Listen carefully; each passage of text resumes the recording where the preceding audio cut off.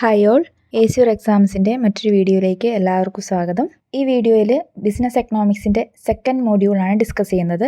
Second മോഡ്യൂളിൽ ഡിമാൻഡും സപ്ലൈയും ആണ് നമുക്ക് പഠിക്കാനുള്ളത്.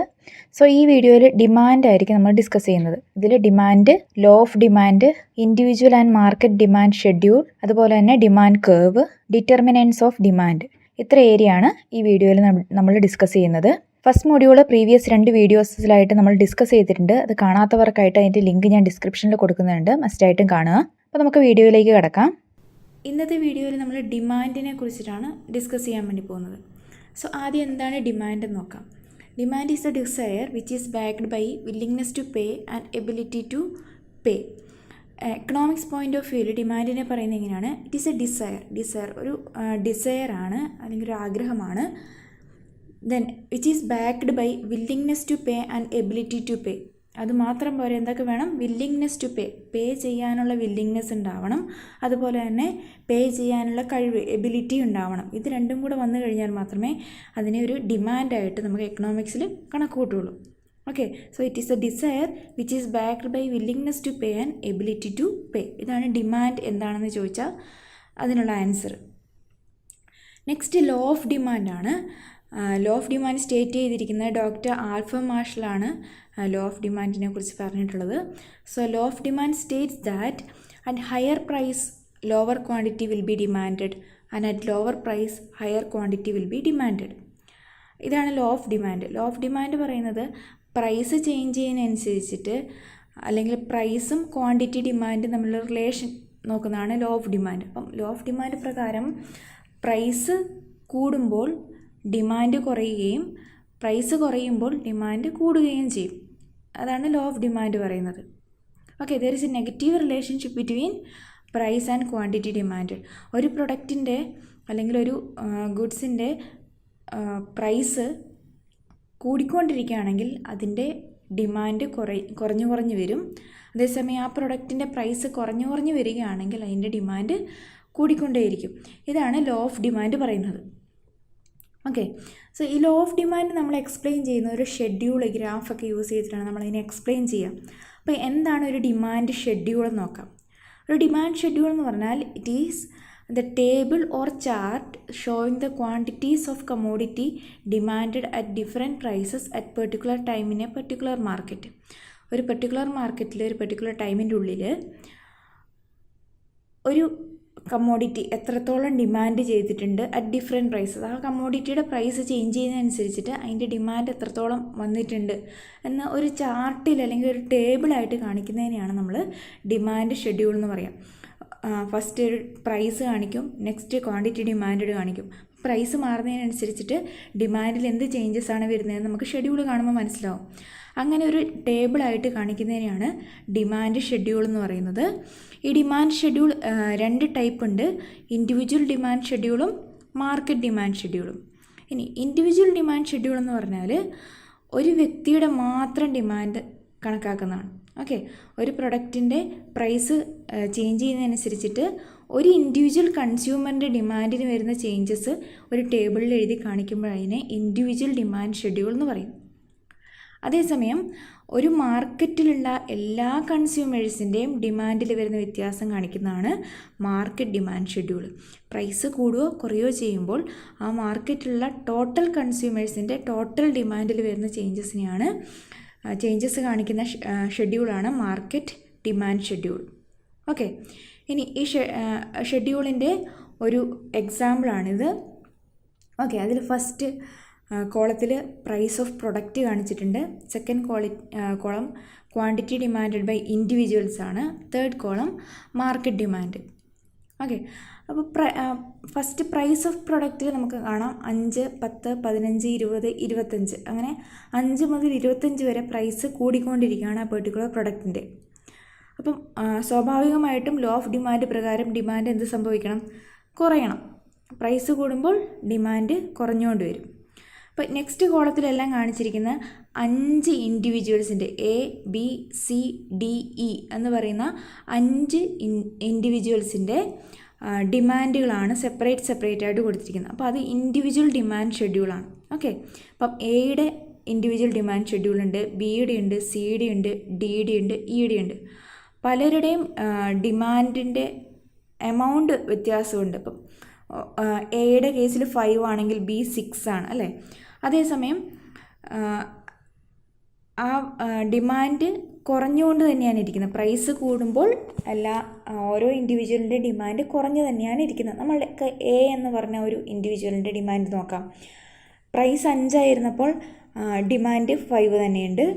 പ്രൈസ് 5-ൽ നിന്ന് 10-ലേക്ക് കൂടിയപ്പോൾ ഡിമാൻഡ് 5-ൽ നിന്ന് 4-ലേക്ക് കുറഞ്ഞു. എഗെയിൻ 10-ൽ നിന്ന് 15-ലേക്ക് പ്രൈസ് കൂടിയപ്പോൾ ഡിമാൻഡ് 4-ൽ നിന്ന് 3-ലേക്ക് കുറഞ്ഞു.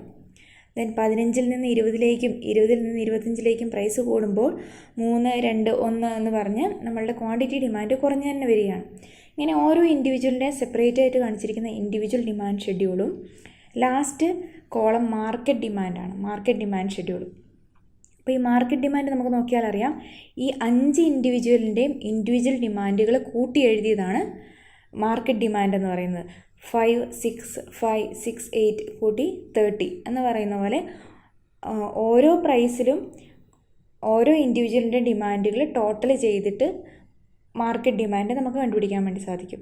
അപ്പം ഈ ഒരു ഡയഗ്രം എന്ന് പറയുന്നത് ഇൻഡിവിജ്വൽ ഡിമാൻഡ് ഷെഡ്യൂളും മാർക്കറ്റ് ഡിമാൻഡ് ഷെഡ്യൂളും കൂടെ കൂടിയ രണ്ടും കൂടി ഒന്നിച്ച് കാണിച്ചിരിക്കുന്ന ഒരു ഷെഡ്യൂളാണ്. ഇത് സെപ്പറേറ്റ് ആയിട്ട് വേണമെങ്കിലും കാണിക്കാം, ഒന്നിച്ചായിട്ടും കാണിക്കാം. ഓക്കെ, അപ്പോൾ ഇത് individual and market demand schedule. ഇനി നെക്സ്റ്റ് ഡിമാൻഡ് കേർവ് ആണ്. ഇപ്പം നമ്മൾ ഷെഡ്യൂൾ യൂസ് ചെയ്തിട്ട് നമുക്ക് കേർവ് വരയ്ക്കാൻ വേണ്ടി സാധിക്കും. അപ്പം ഡിമാൻഡ് കേർവിൻ്റെ ഒരു എക്സാമ്പിൾ മാത്രമാണ്, നമ്മൾ വരച്ച ഷെഡ്യൂളുമായിട്ടൊരു ബന്ധവുമില്ല, ഒരു എക്സാമ്പിൾ മാത്രമാണ് ഇവിടെ കാണിക്കുന്നത്. അപ്പം ഡിമാൻഡ് കേർവിൻ്റെ ഷേപ്പ് ഈ ഒരു രീതിയിലായിരിക്കും, ഒരു downward sloping from left to right. അതൊരു സ്ട്രെയിറ്റ് ലൈൻ ആവണം നിർബന്ധമില്ല, ഒരു കേർവ്ഡ് മോഡൽ ആവാം അല്ലെങ്കിൽ സ്ട്രെയിറ്റ് ലൈൻ ആവാം. പക്ഷേ അതിൻ്റെ ഡയറക്ഷൻ ഒരു downward sloping from left to right ആയിരിക്കും. ദെൻ നമുക്കിവിടെ ഈ ഗ്രാഫ് ഒന്ന് നോക്കാം. ഗ്രാഫിൽ എക്സ് ആക്സിസിൽ ക്വാണ്ടിറ്റി ഡിമാൻഡും വൈ ആക്സിസിൽ പ്രൈസുമാണ് കാണിച്ചിരിക്കുന്നത്. അതായത് Q1, Q2, Q3 എന്ന് പറയുന്നതെല്ലാം ക്വാണ്ടിറ്റി ഡിമാൻഡും P1, P2, P3 എല്ലാം പ്രൈസ് ഓഫ് ദ കമ്മോഡിറ്റി ആണ് കാണിക്കുന്നത്. ഓക്കെ, അപ്പോൾ പ്രൈസ് P1-ലുണ്ടാകുമ്പോൾ, P1 എന്ന് പറയുമ്പോൾ ഏറ്റവും ഹയസ്റ്റ് പോയിൻ്റാണ്. അപ്പോൾ പ്രൈസ് ഏറ്റവും ഹയസ്റ്റിലുണ്ടാകുമ്പോൾ ക്വാണ്ടിറ്റി Q1 ആണ് അതിൻ്റെ നേരെ വരുന്ന ക്വാണ്ടിറ്റി, കണ്ടോ.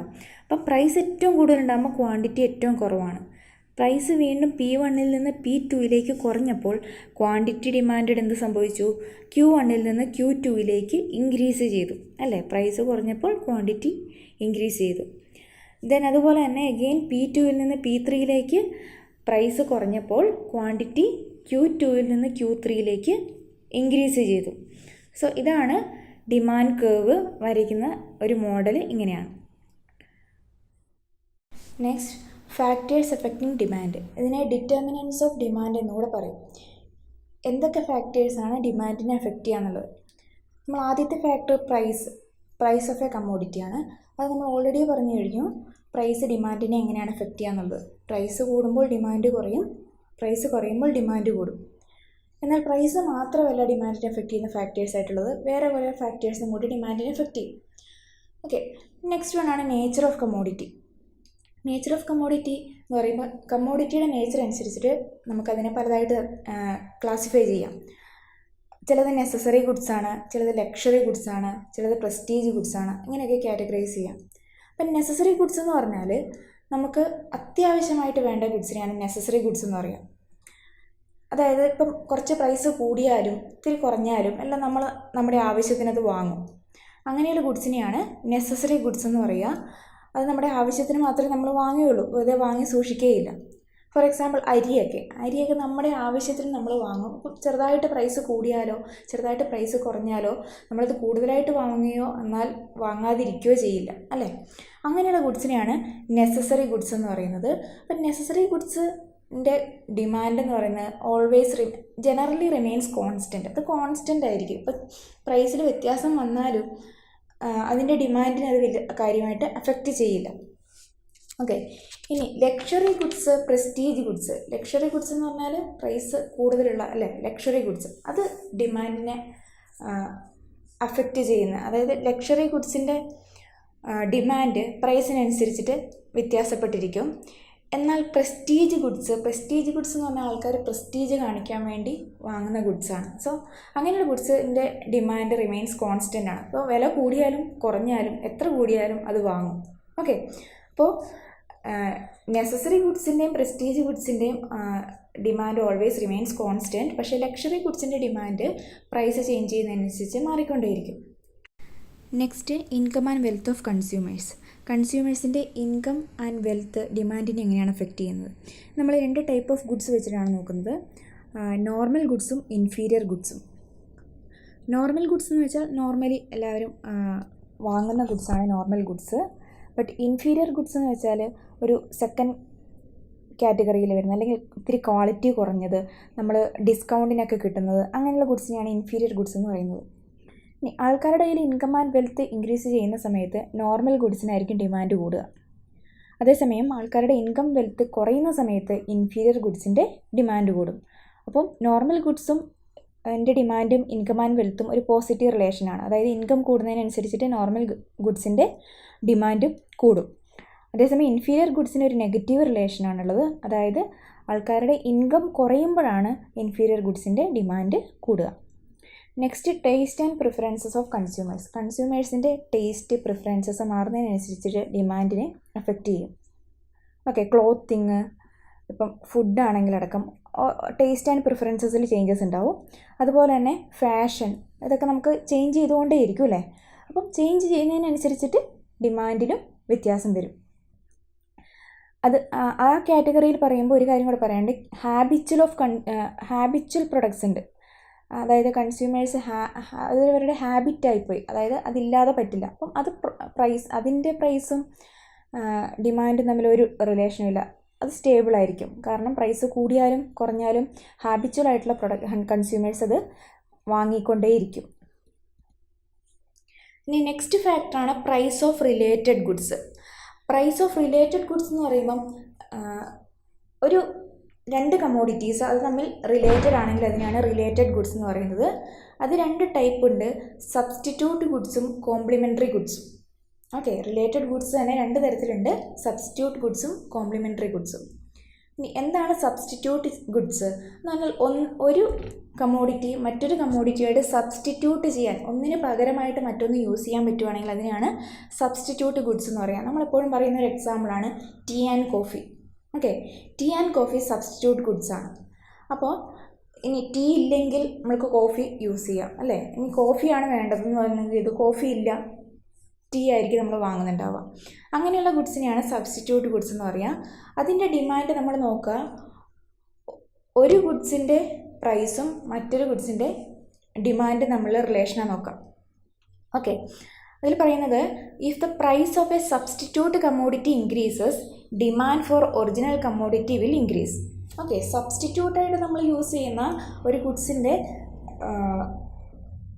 പ്രൈസ് കൂടുവാണെങ്കിൽ, ഒരു കമ്മോഡിറ്റിയുടെ പ്രൈസ് കൂടുവാണെങ്കിൽ അനദർ കമ്മോഡിറ്റി, അതിൻ്റെ ഒറിജിനൽ ആയിട്ടുള്ള കമ്മോഡിറ്റി ഏതാണോ അതിൻ്റെ ഡിമാൻഡ് ഇൻക്രീസ് ചെയ്യും. ഫോർ എക്സാമ്പിൾ, കോഫിയുടെ പ്രൈസ് ഇൻക്രീസ് ചെയ്യുവാണെങ്കിൽ ടീയുടെ ഡിമാൻഡ് കൂടും. ഓക്കെ, അതേസമയം ടീയുടെ പ്രൈസ് കൂടുവാണെങ്കിൽ കോഫിക്ക് ഡിമാൻഡ് കൂടും. ഓക്കെ, അതാണ് ഇതിൻ്റെ റിലേഷൻ എന്ന് പറയുന്നത്. ഇനി കോംപ്ലിമെൻ്ററി ഗുഡ്സ്. കോംപ്ലിമെൻ്ററി ഗുഡ്സ് എന്ന് പറഞ്ഞാൽ ദേ യൂസ്ഡ് ടുഗെദർ, അത് ഒന്നിച്ചാണ് യൂസ് ചെയ്യുന്നത്. 2 ഗുഡ്സ് ഒന്നിച്ച് യൂസ് ചെയ്യുമ്പോൾ അതിനെയാണ് നമ്മൾ കോംപ്ലിമെൻ്ററി ഗുഡ്സ് എന്ന് പറയുന്നത്. അത് ഒന്നായിട്ട് യൂസ് ചെയ്യാൻ വേണ്ടി പറ്റില്ല. അതിന് നമ്മൾ എപ്പോഴും പറയുന്ന ഒരു എക്സാമ്പിളാണ് pen and ink. Ink use ചെയ്തിട്ട് എഴുതുന്ന പെന്ന്. ഓക്കെ, ആ പെന്ന് മാത്രമായിട്ട് യൂസ് ചെയ്യാൻ വേണ്ടി പറ്റില്ല, അതേസമയം ഇങ്ക് മാത്രമായിട്ടും കാര്യമില്ല. ഇത് 2ഉം കൂടെ ഒന്നിച്ച് യൂസ് ചെയ്യാൻ വേണ്ടി പറ്റുള്ളൂ. അങ്ങനെയുള്ള ഗുഡ്സിനെയാണ് കോംപ്ലിമെൻ്ററി ഗുഡ്സ് എന്ന് പറയുന്നത്. അപ്പം കോംപ്ലിമെൻ്ററി ഗുഡ്സിൻ്റെ കേസിൽ if the demand of original commodity increases, okay, the demand for complementary goods also will increase. Okay, എന്താണ് ഇപ്പം പെന്നിൻ്റെ ഡിമാൻഡ് കൂടുകയാണെങ്കിൽ, പെന്നിൻ്റെ ഡിമാൻഡ് കൂടാൻ കുറേ ഫാക്ടേഴ്സ് ഉണ്ടാവാം. പ്രൈസ് കുറയുകയോ അതിൻ്റെ യൂസസ് കൂടുകയോ അങ്ങനെ എന്തെങ്കിലും കാര്യങ്ങൾ കൊണ്ട് പെന്നിൻ്റെ ഡിമാൻഡ് കൂടുകയാണെങ്കിൽ ഓട്ടോമാറ്റിക്കായിട്ട് ഇങ്കിൻ്റെ ഡിമാൻഡും കൂടും എന്നുള്ളതാണ് കോംപ്ലിമെൻ്ററി ഗുഡ്സിൻ്റെ റിലേഷൻ. നെക്സ്റ്റ് വണ്ണാണ് കൺസ്യൂമേഴ്സ് എക്സ്പെക്റ്റേഷൻ. കൺസ്യൂമേഴ്സ് എക്സ്പെക്റ്റേഷൻസ് ഡിമാൻഡിനെ എഫക്റ്റ് ചെയ്യാം. അതായത് കൺസ്യൂമർ ഇപ്പോൾ ഒരു പ്രൊഡക്റ്റ് വാങ്ങാൻ വേണ്ടിയിട്ട് ആഗ്രഹിക്കുന്ന ഒരാൾ, അയാൾ ജസ്റ്റ് നോക്കും പ്രൈസ് എത്രയുണ്ട്, ഇനി ഇതിൻ്റെ പ്രൈസ് കൂടാനാണോ കുറയാനാണോ ചാൻസ് എന്ന് ഓട്ടോമാറ്റിക്കായിട്ട് എല്ലാവരും ചെക്ക് ചെയ്യും അല്ലേ. അപ്പം ഒരു കൺസ്യൂമർ ഒരു പ്രൊഡക്റ്റിൻ്റെ പ്രൈസ് നിയർ ഫ്യൂച്ചറിൽ കൂടാനാണ് ചാൻസ് എന്ന് കണ്ടാൽ അറ്റ് പ്രസൻറ്റ് ആ പ്രൊഡക്റ്റിൻ്റെ ഡിമാൻഡ് ഇൻക്രീസ് ചെയ്യും അല്ലേ. ഇപ്പോഴെല്ലാവരും ഇത് വാങ്ങും, ഇനി നെക്സ്റ്റ് ഡേ അല്ലെങ്കിൽ 2 ദിവസം കഴിയുമ്പോൾ അതിൻ്റെ പ്രൈസ് കൂടാൻ ചാൻസ് ഉണ്ടെന്ന് പറഞ്ഞാൽ ഇപ്പോഴെല്ലാവരും വാങ്ങും. സോ പ്രസൻ്റ്ലി അതിൻ്റെ ഡിമാൻഡ് ഇൻക്രീസ് ചെയ്യും. അതേസമയം കൺസ്യൂമർ എക്സ്പെക്റ്റ് ചെയ്യുന്നത് ഒരു price fall in future, next വീക്കിൽ ഈ ഒരു പ്രൊഡക്റ്റിൻ്റെ പ്രൈസ് കുറയാൻ ചാൻസ് ഉണ്ട് എന്ന് കണ്ടാൽ ആരും ഇപ്പോൾ വാങ്ങില്ല. അറ്റ് പ്രസൻറ്റ് അതിൻ്റെ ഡിമാൻഡ് കുറയും, ഫ്യൂച്ചറിൽ മാത്രമായിരിക്കും അതിൻ്റെ ഡിമാൻഡ് ഉണ്ടാവുക. നെക്സ്റ്റ് ഫാക്ടറാണ് അഡ്വർടൈസ്മെൻറ്റ്. അഡ്വർടൈസ്മെൻറ്റ് എല്ലാവർക്കും അറിയാം. അഡ്വർടൈസ്മെൻറ്റ് കൂടുന്നതിനനുസരിച്ചിട്ട് ആൾക്കാരിലേക്ക് ആ പ്രൊഡക്റ്റ് എത്തും, അങ്ങനെ അതിൻ്റെ ഡിമാൻഡ് ഇൻക്രീസ് ചെയ്യും. നെക്സ്റ്റ് വണ്ണാണ് യൂസ്ഫുൾനെസ്. യൂസ്ഫുൾനെസ് എന്ന് പറഞ്ഞാൽ ഒരു പെർട്ടിക്കുലർ പ്രൊഡക്റ്റ് അത് യൂസ് ചെയ്യേണ്ട സമയം അല്ലെങ്കിൽ അത് യൂസ്ഫുൾ ഉള്ള സമയത്ത് മാത്രമായിരിക്കും അതിന് ഡിമാൻഡ് ഉണ്ടാവുക. അതിൻ്റെ എക്സാമ്പിൾ നമ്മൾ വിൻ്റർ ക്ലോത്ത്സ്, വിൻ്ററിൽ യൂസ് ചെയ്യേണ്ട ക്ലോത്ത്സ് ആ വിൻ്റർ സമയത്തായിരിക്കും അതിൻ്റെ ഡിമാൻഡ് കൂടുക. അതേസമയം സമ്മർ വെയിലൊക്കെ ആയി ചൂടൊക്കെ ആയിക്കഴിഞ്ഞാൽ വിൻ്റർ ക്ലോത്ത്സിന് ഡിമാൻഡ് ഉണ്ടാവില്ല. ഓക്കെ, നെക്സ്റ്റ് ഫാക്ടറാണ് change in quantity of money in circulation. എക്കണോമിയിൽ മണി സർക്കുലേഷൻ എത്രത്തോളം ഉണ്ട് നോക്കിയിട്ട് അല്ലെങ്കിൽ ആൾക്കാരുടെ പർച്ചേസിങ് പവറിനനുസരിച്ചിട്ട് ഡിമാൻഡിൽ വ്യത്യാസം വരാം. പർച്ചേസിങ് പവർ എന്ന് പറഞ്ഞാൽ ആൾക്കാരുടെ കയ്യിൽ പൈസ ഉണ്ടോ വാങ്ങാൻ, എങ്കിൽ കൂടുതൽ പ്രൊഡക്ട്സിന് ഡിമാൻഡ് കൂടും. അതേസമയം ആൾക്കാരുടെ കയ്യിലൊന്നും പൈസയില്ല, മണി സർക്കുലേഷനൊക്കെ കുറവാണ് എങ്കിൽ ആൾക്കാർ അത്യാവശ്യത്തിനുള്ള കാര്യങ്ങൾ മാത്രമേ പർച്ചേസ് ചെയ്യുള്ളൂ. സോ പ്രൊഡക്റ്റിൻ്റെ ഡിമാൻഡുകളൊക്കെ കുറയും. സോ ഇങ്ങനെയുള്ള ഫാക്ടേഴ്സ് എല്ലാം ഡിമാൻഡിനെ എഫക്റ്റ് ചെയ്യുന്നുണ്ട്. ഇതിനെല്ലാം ഡിറ്റർമിനൻസ് ഓഫ് ഡിമാൻഡ് എന്നോ അല്ലെങ്കിൽ ഫാക്ടേഴ്സ് എഫക്റ്റിംഗ് ഡിമാൻഡ് എന്നോ പറയാം. ഇനി ഇതിൻ്റെ നെക്സ്റ്റ് പാർട്ട് സപ്ലൈ ഉണ്ട്. സപ്ലൈൻ്റെ കാര്യങ്ങൾ ഇതുപോലെ തന്നെ പറയാനുണ്ട്. അത് നമ്മൾ നെക്സ്റ്റ് വീഡിയോയിൽ പറയുന്നതായിരിക്കും. നിങ്ങൾക്ക് ഈ വീഡിയോ ഇഷ്ടമായെങ്കിൽ ലൈക്ക് ചെയ്യുക, സബ്സ്ക്രൈബ് ചെയ്യുക, സപ്പോർട്ട് ചെയ്യുക. താങ്ക്